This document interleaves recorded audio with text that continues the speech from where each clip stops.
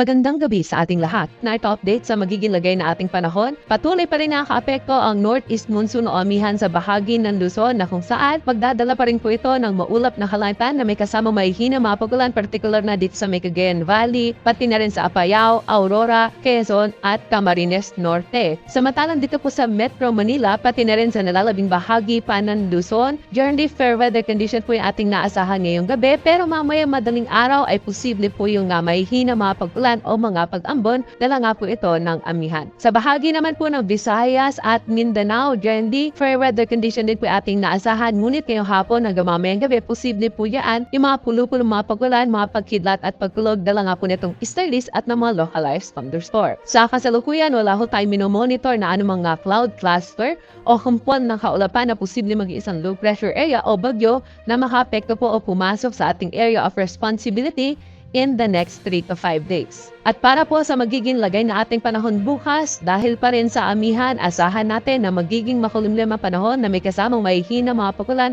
ang mararanasan sa bahagi ng Cagayan Valley, Apayao, Aurora, pati na rin po sa bahagi ng Quezon. Kung makikita natin dito ay ang bahagi ng Bicol region ay makakaranas po ng makulap na kalangitan na may kalat-kalat na mga pagulan, mga pagkidlat at pagkulog. Ito ay dahil po sa posibleng epekto ng shear line na magdudulot nga ng maulan na panahon, partikular na sa bahagi ng Bicol region. Simula po yan bukas. Pero dito sa atin sa Metro Manila, pati na rin sa nalalabing bahagi pa ng Luzon, maliwalas po ating panahon lalo na sa umaga hanggang tanghali. Pero sa madaling araw nga po, pati sa hapon at gabi, posible yung mahihina mga pag-ulan o yung mga isolated light rains o yung mga pag-ambon.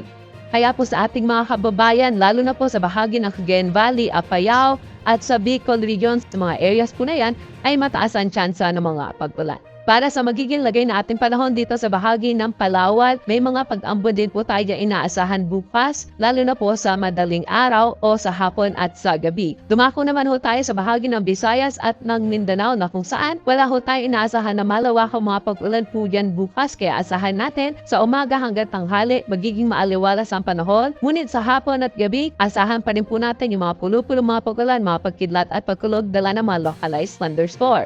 Para sa mga kababayan naman ho natin na maglalayag, may nakataas tayong gale warning sa may baybay ng Batanes, northern coast ng Cagayan kasama ang Babuyan Islands, Ilocos Norte at Ilocos Sur. Sa mga nabanggit na baybaying dagat, hindi ho pinapayagang pumalakot yan yung ating mga kababayan mga isda pati na rin yung may maliit na sasakyang pandagat dahil sa inaasahan nating malalaki at matataas na mga pag-alon, posible pong umabot sa 4.5 meters ang wave height. At para po sa ating 3-day weather outlook, wala tayong minomonitor na anumang sama ng panahon na posibleng magdulot ng malawakang mga pag-ulan sa anumang bahagi po na ating bansa. At ang iiral po na weather system, particular na sa Luzon, ay yung northeast monsoon o amihan. Kaya karamihan po ng areas, lalo na sa northern at central Luzon, ay makakaranas ho ng maaliwalas na panahon. Hanggang weekend o hanggang Monday po yan, ngunit posible pa rin po yung mga light rains o yung mahihina mga pag-ulan, dala po yan ng amihan. Yan po yung inaasahan din natin na panahon dito sa Metro Manila at sa Baguio City, na kung saan mga pag-ambon sa madaling araw lamang ho yung inaasahan natin na mararanasan natin ng mga pag-ulan. Sa bahagi naman ng Legazpi City, dahil ho ito sa shear line, kaya inaasahan natin na over the weekend makakaranas ho sila ng maulap na kalangitan na may kalat-kalat na mahihina hanggang sa kantaman, kung minsan ay may malakas na bugso na mga pag-ulan. Kaya doble ingat po sa ating mga kababayan dyan, lalo na po yung mga nakatira sa mga bulubunduking lugar. Samantala, pagdating ng Lunes, improved weather condition na po yung ating naasahan sa bahagi ng Legazpi City. Sa Metro Davao, wala rin ho tayo inaasahan na malawakang mga pag-ulan, pero sa asan chance ang mga pag-ulan po natin sa hapon at sa gabi, dala ng mga localized thunderstorm.